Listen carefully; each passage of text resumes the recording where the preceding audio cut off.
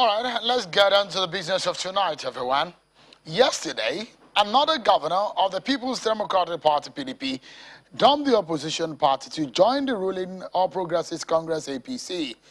That is his second of its kind in just about 7 months. Although the PDP has come out to waive the incident as inconsequential. Tonight, we shall be speaking with a spokesperson of the People's Democratic Party, PDP, Mr. Ologbondiyan, who joins us from our Abuja studio. Tonight also, we'll be getting the official reactions of the People's Democratic Party to the Southern Governor's Resolution debate, which has gotten the attention of eminent Nigerians across the land, from the north down to the south. What is the opposition party's position on some of these issues? Plus, the PDP and the EFCC. Why is the anti-graft agency after the opposition party? Let's get talking, everyone. Mr. Ologbondiyan, let's get the conversation started. And let's begin with the latest incident, which in the space of 2 months, Mr. Ologbondiyan, 2 governors of your party have dumped your party, moved to the ruling APC. I remember the last time, 7 months ago, precisely in November, when the governor of Ebonyi State left your party and yourself came out to say that was inconsequential, it was nothing. This time around, the second man has left your party. Is your party in distress? Thank you very much, Sheon, and good evening, Nigerians. I want to make it clear, and abundantly so this evening, Sheon, that the People's Democratic Party is not in distress. The unfortunate situation in which the nation has found itself is such that whereas while the PDP was in governance, it thrived on social justice, fairness, equity, and gave abundant room to the opposition to thrive. Unfortunately, we have a situation on our hands as Nigerians in which a ruling government is harassing, stifling the opposition. And it's in that circumstance that those who are not strong-willed, even though they are governors, are now submitting to the harassment of the All Progressives Congress and their machinations. That is a situation in which our party has found herself. However, it's imperative to state that in spite of all this, the People's Democratic Party remains unintimidated and will continue to rally with the people, the ordinary Nigerians outside there who are suffering from the manner of misrule of the Buhari's administration and the All Progressives Congress.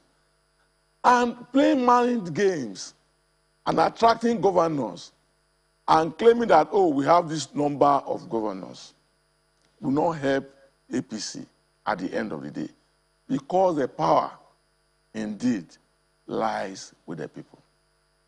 You used a few words here, 2 of which include harassment and intimidation, and you're saying that they are luring governors of your party. How do you mean, if you can substantiate for Nigerians who are watching tonight? Governors are #1 citizens of their states. Recently, your party and the governors of your party met with Zamfara State Governor with the rumors that he was ready to leave your party. And the issue of intimidation and harassment and luring of your governor also came to bear at that meeting in Zamfara. What exactly do you mean by harassment, intimidation? Can the government of the day at the center harass any government or governor? Certainly, the government of the day, and I mean the All Progressives Congress-led federal government, is using the enormous power of the state to harass our governors. For instance, look at the situation in which our party is confronted with as regards the Economic and Financial Crimes Commission entering into our books as a party. And as we know it, It is out there. Those the governors that are intimidating, particularly those who have left the People's Democratic Party, might not be able to come out in the public and say this is what is responsible. But we know it as a party. Going by the intelligence that we have gathered, our party leaders are being harassed, they are being lured, they are being intimidated to come and join the APC. In order for the All Progressives Congress to say that, in spite of the complaints by Nigerians that they are not doing well, which certainly they are not doing well, look at the number of governors that they are acquiring or they are accumulating. But for us in the People's Democratic Party, we demonstrated this in the 2019 election. The power absolutely lies with the people. And governors of the All Progressives Congress were defeated in their home states. And I can assure Nigerians that given the level of coordination within the People's Democratic Party, given the process and the procedures of the structured political party called the People's Democratic Party, at the fullness of time, the APC will realize the fullness of its mind games. All right. So, I mean, let me understand, because you've not, I was asking for you to substantiate and give evidence of what you called the harassment and intimidation and the modality that the APC is using to lure your governors, the #1 citizens of those states, to their own party. Because I'm curious to know, there's a former speaker who joined the APC recently. There was a former governor of Ogun State who also joined the APC. Those are not in power. The question here is that Governor Otom of Benue State dumped APC for the PDP. Did you use the same tactics to get into your party? We didn't, as you know, Sheung, we have no powers to use the same tactics. But quickly let me correct that the former governor that joined the APC in Ogun State had ceased to be a member of the People's Democratic Party the day after the 2019 election. So as at the time he joined the APC, he was no longer in the People's Democratic Party. But having said that, we do not have any capacity. When we had, we didn't use it against the All Progressives Congress and their governors. But what we find, the situation that is on ground today in Nigeria, and unless every Nigerian rise to the occasion to stop this harassment, this luring of governors of the opposition party, we might have, as a people, a one-party state. And that will impact negatively on our democratic culture. Our founders, the leaders of the People's Democratic Party, those who established this party, created it for Nigerians and for democracy to thrive in our nation. But what we are witnessing in Nigeria today is the harassment, the intimidation of the governors elected on the platform of the opposition political party so that they can come and join the ruling party. And if that is allowed, at the end of the day, we might have a one-party state. So, for the third time, Mr. Ologbondiyan, I'm asking the same question to tell Nigerians, for those who do not know, I don't know what you mean by the intimidation or harassment. Let me give you options, like an objective question. A, is it money? 2, is it by wanting to arrest them because they have immunity? D, is it by also intimidating them to send them to jail? D, is it by what? I mean, give us specifically, in what manner is the APC intimidating and harassing your governors such that 2 governors have left your party in 6 months? See, there are tendencies of making fake promises of what they can help the governors to do. There are tendencies of the aides and some commissioners of the governor, or of these governors, being picked up by the same EFCC. And you know, I have told you, the Constitution of Nigeria, 1999, as amended, gave the power for investigation of the finances of a political party, which is an NGO, an organization, in section 225 and 226. In INEC. But we have a situation in our country today where, apart from harassing DAs and commissioners of governors, EFCC is coming into their internal affairs of the People's Democratic Party. So the attempt is to muzzle the main opposition party. The attempt is to ensure that Nigeria is returned to a one-party state. And I am saying, in line with my party's disposition, that this will be catastrophic for our democratic culture. All right, Mr. Ologbondiyan, we are due for a break. But one last business to deal with relating to your party internal affairs is what the answers you are giving to the EFCC, because we understand that they are probing your books. That will be the final business on your internal affairs. Then we will go into national issues, especially the Southern Governor's resolution and the debate that have emerged thereof. Don't go anywhere, everyone. We'll be right back. Thank you so much, everyone, for staying with us. The spokesperson of Nigeria's main opposition party, the People's Democratic Party, Mr. Kola Ologbondiyan, is our guest tonight, and he's in our Abuja studio. Thank you, Mr. Ologbondiyan. Before we went on that break, I teased my next line of question, and which is about some of the internal affairs of your party. So give us an understanding of this.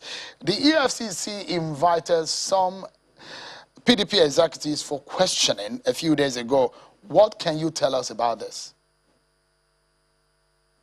Well, it is strange to us that the Economic and Financial Crimes Commission, in spite of the provisions of our laws, can venture into the internal affairs of our party. The Constitution, 1999, as amended, is very clear and unambiguous about which arm of government can get involved in the accounts and the internal affairs of a political party. And it confers that power on INEC. And I remember, perhaps it was this on this your station, when the issue first came up that, EFCC might be brought into investigation of parties. And we declared as a political party, the People's Democratic Party, that the EFCC does not have such powers. But it is unfortunate that the EFCC has been pushed by this APC-led federal government to now go after a frivolous petition which arose from an internal memo of our political party in which somebody raised issue of processes. And when it was explained at the National Working Committee meeting, he withdrew the memo and also went to the public to say that he never accused anybody.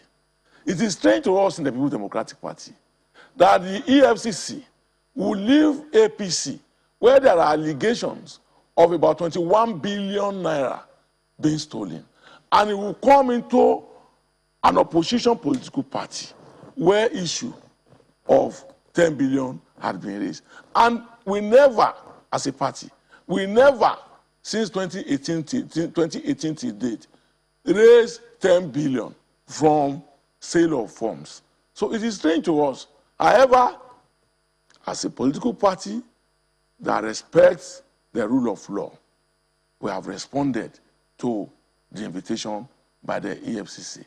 Instead of the fact that the party, as our party, is conscious of the fact that the EFCC, within the Constitution of the Federal Republic of Nigeria, 1999, as amended, does not have the responsibility to investigate our finances in PDP.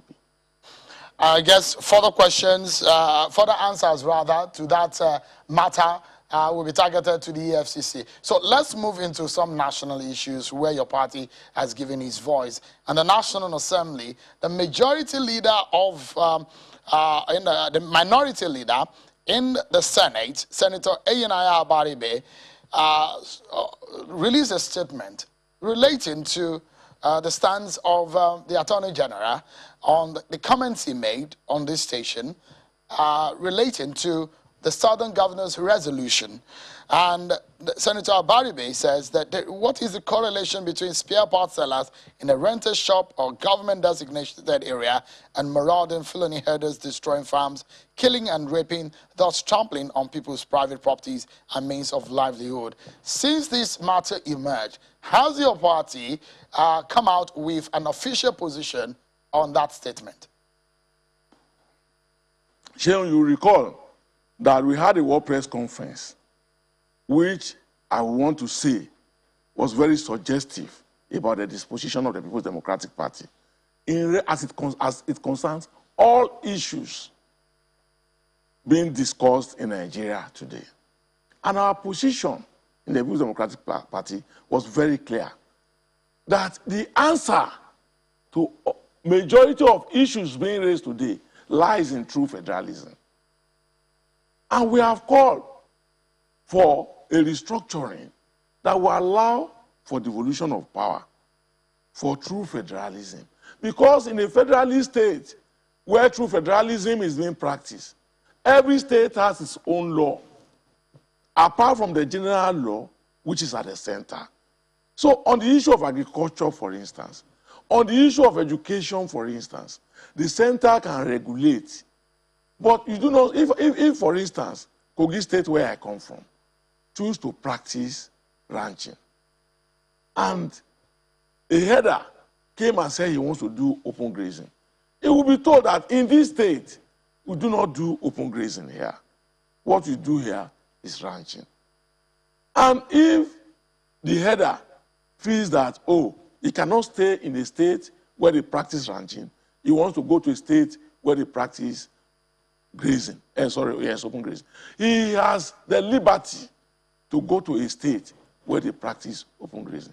And that is why our position in the People's Democratic Party is very certain, it's very clear. We call for restructuring that will involve devolution of power, that will take charge of state policing, that will allow true federalism in a manner that each state will be at the liberty to control its affairs. What do you think is contentious about this issue of open grazing?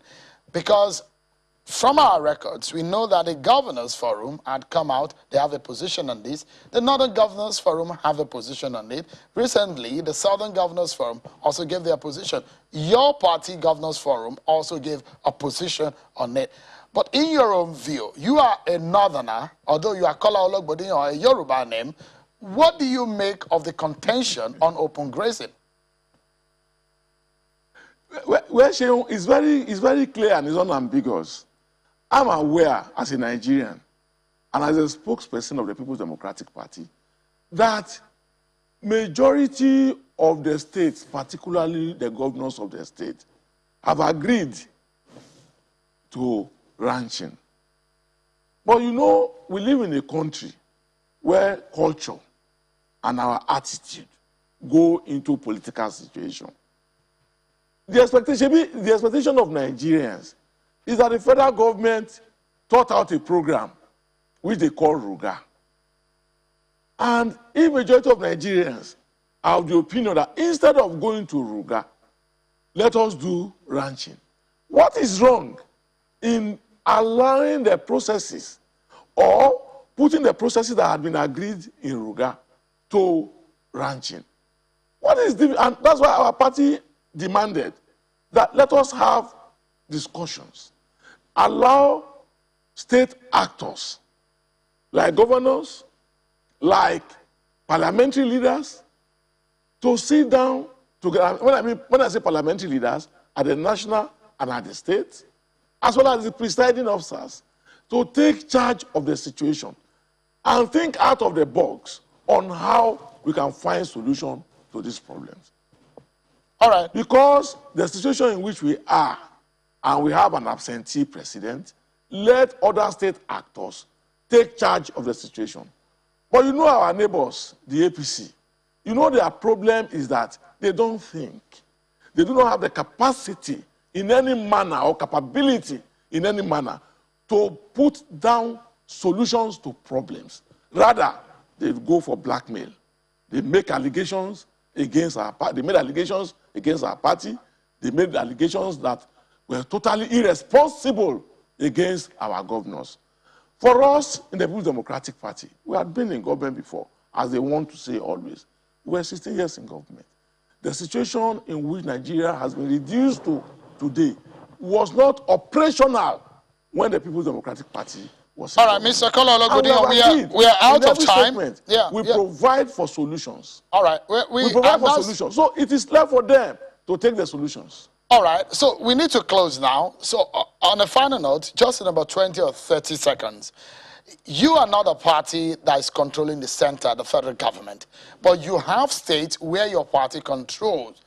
Can you give us an assurance tonight that what your governors are capable of doing, they are able to do it in ensuring that some of the challenges that we are seeing will go away? Seun, certainly, very certainly, that our governors, in terms of their performance, does not compare in any way with the All Progressives Congress. And that is clear, that is certain. And it is demonstrable. Go to any state of the people controlled by the People's Democratic Party and look at their achievements. You are a reporter, Seun, and you are a political editor. Go out there and do a comparative analysis between the People's Democratic Party governors and the APC. What are the APC governors doing? They are following the registration exercise of their party. And even in that, they have failed to achieve it. A party that cannot organize ordinary we are out of time. How can it govern? How can it govern a nation? How can it govern a nation? Thank you so much, Mr. Ologbondiyan, the spokesperson of the People's Democratic Party. Thank you so much for your time tonight.